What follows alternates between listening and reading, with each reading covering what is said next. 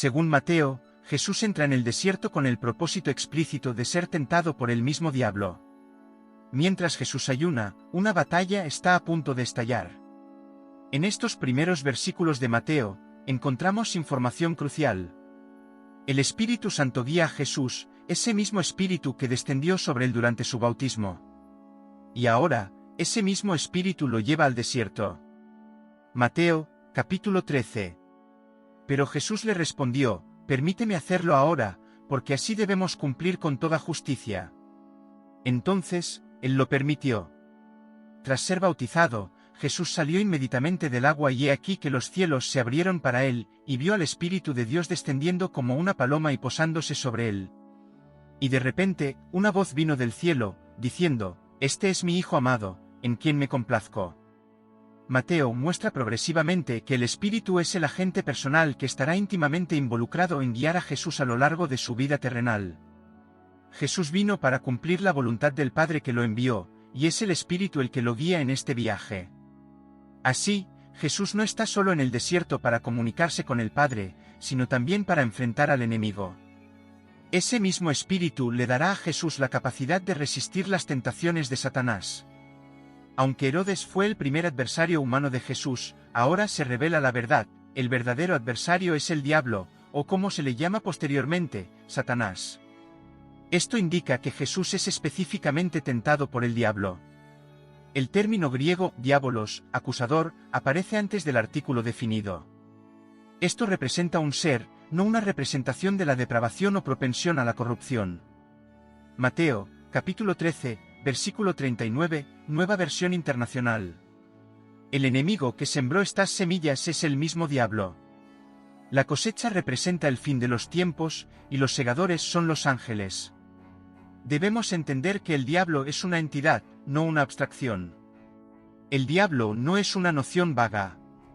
Como verdadero adversario de Dios, el diablo lidera un grupo de poderosas entidades espirituales que trabajan a su lado para frustrar los planes de Dios. Efesios, capítulo 2, versículos del 1 al 3, Nueva Versión Internacional. Y ustedes, que estaban muertos en sus transgresiones y pecados, en los cuales solían vivir cuando seguían el orden actual de este mundo y el príncipe del poder del aire, el espíritu que ahora actúa en los que viven en desobediencia. Entre ellos, también todos nosotros vivíamos antes, satisfaciendo los deseos de nuestra carne, siguiendo sus impulsos y pensamientos. Al igual que los demás, por naturaleza éramos objeto de ira. Esta es una batalla crucial, donde el gobernante del reino del aire intenta detener el avance del reino de Dios. La imagen que vemos aquí es consistente con la imagen que encontramos en otros lugares sobre la estrategia de Satanás. El enemigo no lanzará un ataque frontal, sino que intentará desviar la atención con una serie de tentaciones. El verbo pirazo, que puede significar tentar o probar, es la raíz de la palabra tentado. Una tentación es una invitación para actuar en contra de la voluntad de Dios, como Satanás intentará hacer con Jesús.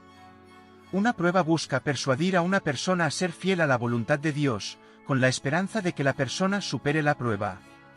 Santiago, capítulo 1, versículo 13, Nueva Versión Internacional. Que nadie, al ser tentado, diga: estoy siendo tentado por Dios. Porque Dios no puede ser tentado por el mal, y a nadie tienta. Las Escrituras son claras en que Dios nunca tienta a nadie a hacer el mal, pero utiliza eventos para probar el carácter o la determinación de una persona con la intención deliberada de fomentar fines positivos. Satanás intenta persuadir a Jesús para actuar en contra de la voluntad del Padre. Sin embargo, en medio de estas circunstancias, el Padre transforma la intención malévola de Satanás en algo bueno, fortaleciendo a Jesús para su papel mesiánico. En otras palabras, Satanás no actúa independientemente de Dios, ya que Dios controla tanto al tentador como a las circunstancias. Dios nunca permitirá que alguien sea tentado más allá de lo que puede soportar. 1 Corintios, capítulo 10, versículo 13. No os ha sobrevenido ninguna tentación que no sea humana, pero fiel es Dios, que no os dejará ser tentados más de lo que podéis resistir, sino que con la tentación también proveerá la salida, para que podáis soportarla. Mateo, capítulo 4, versículos 3 y 4. El tentador, acercándose, le dijo: si eres el Hijo de Dios, ordena que estas piedras se conviertan en panes. Pero él respondió, está escrito, no solo de pan vivirá el hombre, sino de toda palabra que sale de la boca de Dios. Satanás se acerca a Jesús y Jesús rechaza esas tentaciones. Podemos observar un patrón que es frecuentemente evidente en el ministerio de Jesús. Este patrón también es crucial para nuestra propia resistencia a la tentación. Las primeras palabras del tentador expresan la naturaleza de las tentaciones, si eres el Hijo de Dios. Esta frase crítica refleja el objetivo general del tentador de manipular a Jesús. Si eres el Hijo de Dios, ordena que estas piedras se conviertan en panes. La voz del cielo había confirmado recientemente la identidad y relación de Jesús como mi Hijo, a quien amo. Satanás no cuestiona la identidad de Jesús como el Hijo de Dios, ni intenta hacer que Jesús la cuestione. En cambio, intenta hacer que Jesús use inapropiadamente sus prerrogativas como Hijo de Dios. Parece estar tocando la identidad de Jesús, casi halagándolo, con el fin de engañarlo para actuar en contra de la voluntad del Padre. ¿Por qué pasar hambre si eres el Hijo de Dios? Simplemente convierte estas piedras en pan, algo que puedes hacer, y aliméntate. El tentador parece sugerir que Jesús es capaz de realizar tal milagro, ya que posteriormente multiplica panes y peces para alimentar a 5.000 y 4.000 personas, respectivamente. Pero no es la voluntad de Dios que obtenga comida milagrosamente aquí. Jesús vino para vivir verdaderamente como un ser humano. La vida, una vida que incluye los medios normales de adquirir comida. Convertir las piedras en pan llevaría a Jesús más allá de la voluntad del Padre para la experiencia encarnacional del Hijo. Las tentaciones son una de las formas en que el enemigo intenta persuadir a alguien a actuar en contra de la voluntad específica de Dios. Como resultado, una tentación no siempre está tratando de persuadir a alguien a hacer algo intrínsecamente pecaminoso. Convertir piedras en pan no es intrínsecamente malo. Sin embargo, la voluntad del Padre para el Hijo en ese momento es que él ayune en lugar de comer. Por lo tanto, convertir piedras en pan desviaría a Jesús. La verdadera cuestión es cuál es la voluntad del Padre para el Hijo. Jesús responde a Satanás citando Deuteronomio, mostrando la asociación entre las tentaciones de Jesús y la experiencia de Israel en el desierto. Deuteronomio, capítulo 8, versículo 2, Nueva Versión Internacional. Recuerda cómo el Señor, tu Dios, te guió durante 40 años en el desierto, para humillarte y probarte, para conocer lo que había en tu corazón, si guardarías o no sus mandamientos. En el versículo 2 de Deuteronomio 8, Moisés recordó a los israelitas que Dios los había guiado por el desierto durante 40 años para humillarlos y probarlos. El hambre y la provisión milagrosa de maná por parte de Dios fueron dos de las pruebas. Esta prueba fue diseñada para enseñarles que el hombre no vive solo de pan, sino de cada palabra que sale de la boca de Dios. Deuteronomio, capítulo 8, versículo 3, Nueva Versión Internacional. Te humilló, te hizo pasar hambre y luego te alimentó con maná, que ni tú ni tus antepasados conocían, para enseñarte que el hombre no vive solo de pan, sino de toda palabra que sale de la boca del Señor. Esta es la lección que Jesús está citando en respuesta a la tentación de Satanás. Israel debería haber confiado en las palabras de Dios, que Él proveería para ellos, incluso estando en un área sin medios obvios para alimentar a tantas personas. Si era la voluntad de Dios que estuvieran allí, tenían que creer en Él cuando dijo que cuidaría de ellos. La primera tentación intenta llegar al corazón de la fe personal de Jesús en la guía del Padre, incluso si sus circunstancias actuales parecen contradecir la voz que proclama su estatus como Hijo de Dios, a quien el Padre realmente ama. Jesús sostiene que la esencia de la vida es confiar en la palabra de Dios. No necesita convertir piedras en pan para probar su identidad o satisfacer sus necesidades. El Padre lo declaró como el Hijo, el Espíritu lo llevó al desierto, y él no irá en contra de la voluntad del Padre. Entonces, el diablo lo llevó a la ciudad santa, lo puso en la cima del templo y dijo, si eres el Hijo de Dios, arrójate abajo, porque está escrito, Él mandará a sus ángeles para que te cuiden, y te sostendrán en sus manos para que no tropieces con ninguna piedra. Jesús respondió, también está escrito, no tentarás al Señor, tu Dios. Mateo, capítulo 4, versículos 5 al 7. Si la primera tentación ataca la vida individual del Hijo en relación con la voluntad del Padre, la segunda es un ataque a la responsabilidad nacional del Hijo. El diablo lleva a Jesús a Jerusalén, la ciudad santa, y lo coloca en el punto más alto del templo. Satanás se acerca nuevamente a Jesús con las palabras, «Si eres el Hijo de Dios». Pero esta vez cita el Salmo 91, versículos 11 y 12, donde el salmista afirma el cuidado protector de Dios para los fieles en Israel, porque a sus ángeles mandará acerca de ti, para que te guarden en todos tus caminos. En las manos te llevarán, para que tu pie no tropiece con piedra. El diablo tienta a Jesús a lanzarse desde ese lugar alto, para que su amoroso Padre pueda enviar ángeles para rescatarlo. Jesús es capaz de hacer todo lo que el diablo lo tienta a hacer. Más tarde, en Mateo, poco antes de su arresto y crucifixión, Jesús dice que, si quisiera, podría pedir a su Padre que enviara más de 12 legiones de ángeles para rescatarlo. Mateo, capítulo 4, versículo 7, Nueva Versión Internacional.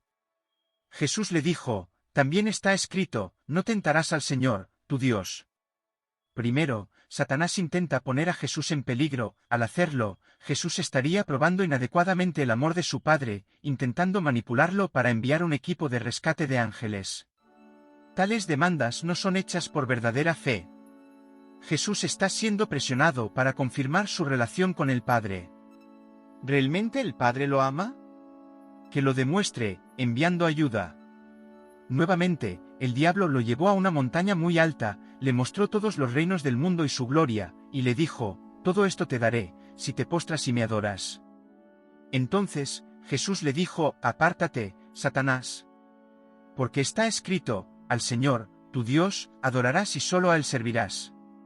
Mateo, capítulo 8, versículos 8 al 10.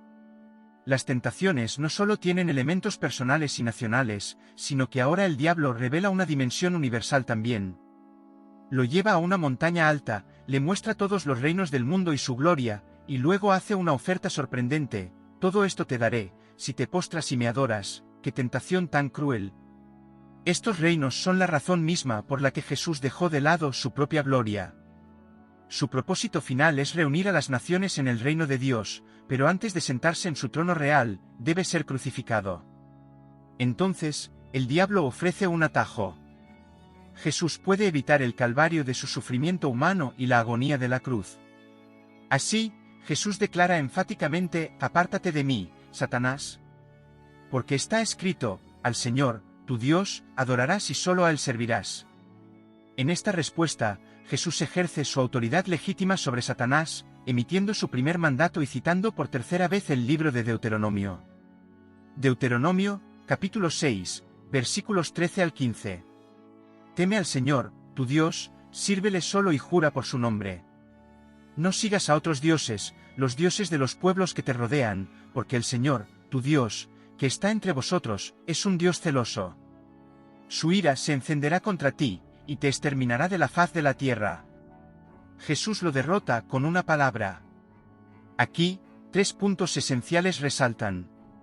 Primero, en el relato paralelo en Lucas, Satanás enfatiza que se le ha otorgado autoridad sobre todos los reinos del mundo, la cual puede delegar a quien desee.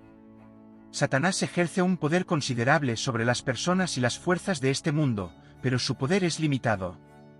Efesios, capítulo 2, versículos 1 y 2, Nueva Versión Internacional, ustedes estaban muertos en sus transgresiones y pecados, en los cuales solían vivir, siguiendo la corriente de este mundo y al príncipe del poder del aire, el espíritu que ahora opera en los hijos de desobediencia.